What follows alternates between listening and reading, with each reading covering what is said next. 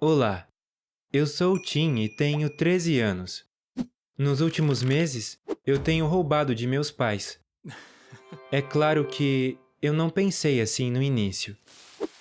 Eu achava que eram coisas que não precisavam, que estavam apenas jogadas por aí. Coisas que estavam lá e que poderiam ser melhor aproveitadas. Mas é melhor se eu contar a história desde o início. Meus pais são, na verdade, muito bons.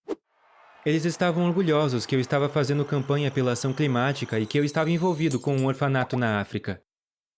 Meus pais sempre concordavam comigo quando eu dizia que o mundo é muito injusto e o nível de pobreza em nosso planeta está insuportável. Mesmo quando eu perguntei se eles achavam que deveríamos fazer mais para ajudar aqueles que estão em pior situação, eles concordaram comigo. No início, eles também ficavam sempre dispostos quando eu pedia doações para vários projetos. No entanto, com o passar do tempo, eles ficaram cada vez mais relutantes em me dar qualquer coisa e disseram que era a vez dos outros pais doarem. E então nós tivemos uma grande discussão.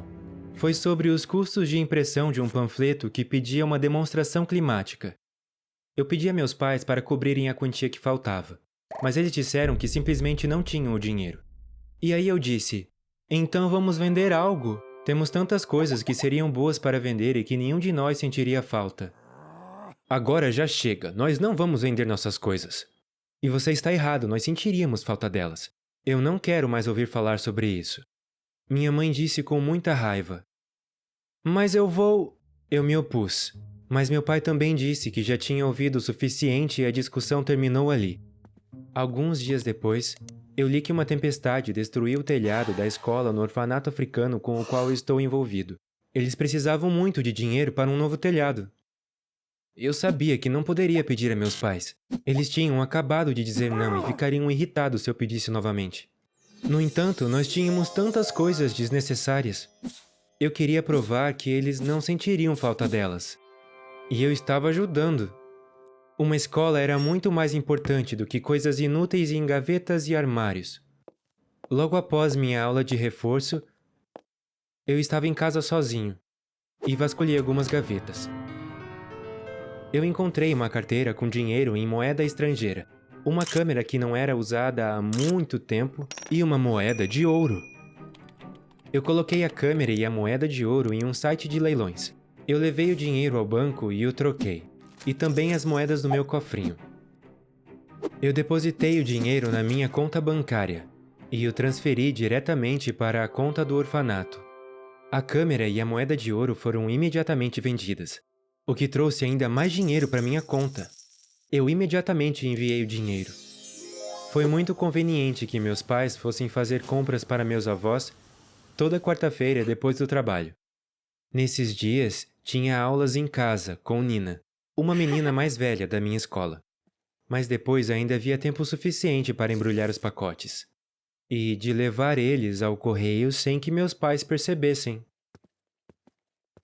Infelizmente, o dinheiro que arrecadei ainda não foi suficiente para o telhado da escola. Então, eu voltei para casa para procurar coisas que ninguém sentiria falta. No porão, eu encontrei os esquis do meu pai. Ele já não esquiava mais mesmo depois de um acidente de esqui há 2 anos. Havia também um relógio de bolso no fundo de uma gaveta de seu guarda-roupa que eu nunca tinha visto antes. Bem no fundo do guarda-roupa da minha mãe, encontrei uma bolsa e sapatos debaixo de algumas caixas de sapatos. Eles pareciam novos. E eu nunca os tinha visto antes também. Eu tirei foto das coisas com meu telefone e as coloquei novamente à venda na plataforma de leilões. Os esquis, a bolsa e os sapatos renderam bastante também. A grande surpresa foi o preço do relógio de bolso. Ele havia sido leiloado por mais de 1.000 euros. Eu estava super feliz. Imediatamente eu transferi o dinheiro para a África e comecei a empacotar tudo. Os esquis foram recolhidos em nossa casa. Eu pedi que o comprador coletasse na quarta-feira, quando meus pais estavam fazendo compras, como de costume. Eu levei o dinheiro ao banco na manhã seguinte e o transferi novamente. Alguns dias depois, O suficiente foi arrecadado para o telhado da escola. E eu tinha um papel importante nisso. Eu estava muito feliz. Um pouco depois, eu li que a capitã de um navio de resgate foi processada. Ela resgatou alguns refugiados de afogamento e os trouxe para a terra sem permissão. Doações eram necessárias com urgência para o caro processo judicial. Por muito tempo eu fiquei irritado com o quão pouco os políticos se importavam com o fato de tantas pessoas estarem se afogando no Mediterrâneo. E eu não conseguia entender porque eles não estavam fazendo mais sobre isso. Mais uma vez, eu procurei em todos os cantos possíveis. E fiquei muito surpreso quando encontrei uma mochila no sótão, com todos os tipos de coisas da minha falecida avó. Fotos e cartas, mas também joias.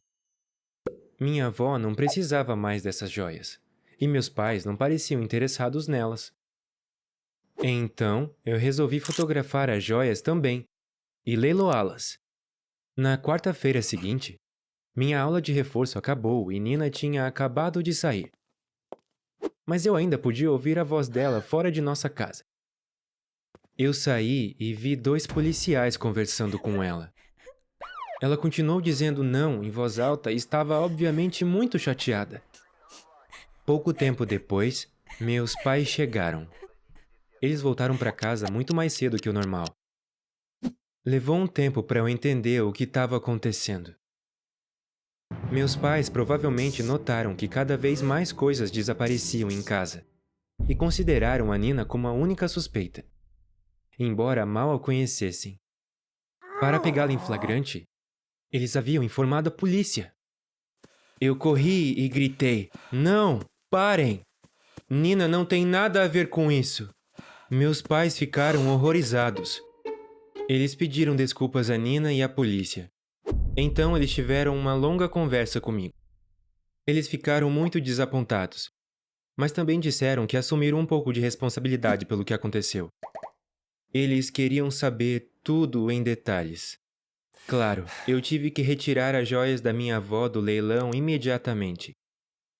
Quando contei à minha mãe que ainda não havia vendido as joias, ela ficou muito aliviada. E disse que só tinha guardado essa mochila com as coisas da vovó porque as lembranças ainda doíam demais. Meu pai ficou chocado por eu não ver isso como roubo.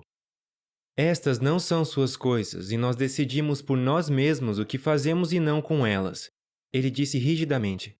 Mesmo que entendamos como é injusto que as crianças não tenham telhado de escola ou livros, ele adicionou. Você pode falar conosco e nos convencer, mas você não pode nos ignorar e decidir por nós. Isso não é apenas roubar, como também é muito desrespeitoso e injusto, a minha mãe disse. Nós 3 estávamos tristes, e meus pais disseram que ainda estavam pensando nas consequências de tudo isso. Naquela mesma noite, fomos à casa de Nina e pedimos desculpas a ela novamente. Meus pais disseram que haviam cometido um grande erro e não deveriam ter suspeitado de Nina. Ainda assim, Nina não queria mais me ensinar, o que me chateou ainda mais. Mas eu consegui entender o porquê. No dia seguinte, meus pais me contaram as 3 consequências do meu comportamento. 1. Eu tive que renunciar 1/3 do meu dinheiro pelo resto do ano. 2. Meus pais iriam para o meu quarto logo após a nossa conversa e levariam 7 coisas de valor. Eles as venderiam e doariam valor para uma organização de sua escolha. 3. De agora em diante, haveria uma noite toda semana em que não faríamos nada além de conversar sobre qualquer coisa que parecesse importante para nós.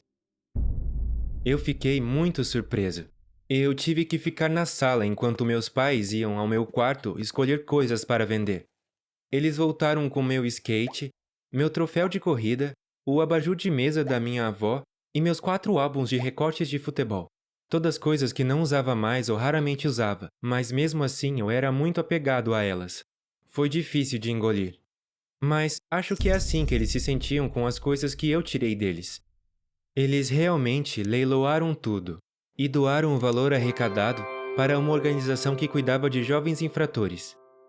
Eu comecei a ver as coisas do ponto de vista deles, e mesmo que eu tivesse boas intenções, eu percebi que estava errado. E agora, entendo que muitas vezes é difícil julgar o que é importante ou valioso para outra pessoa. Se vocês gostaram da minha história, não se esqueçam de curtir este vídeo e se inscrever no canal para mais histórias emocionantes. Até mais!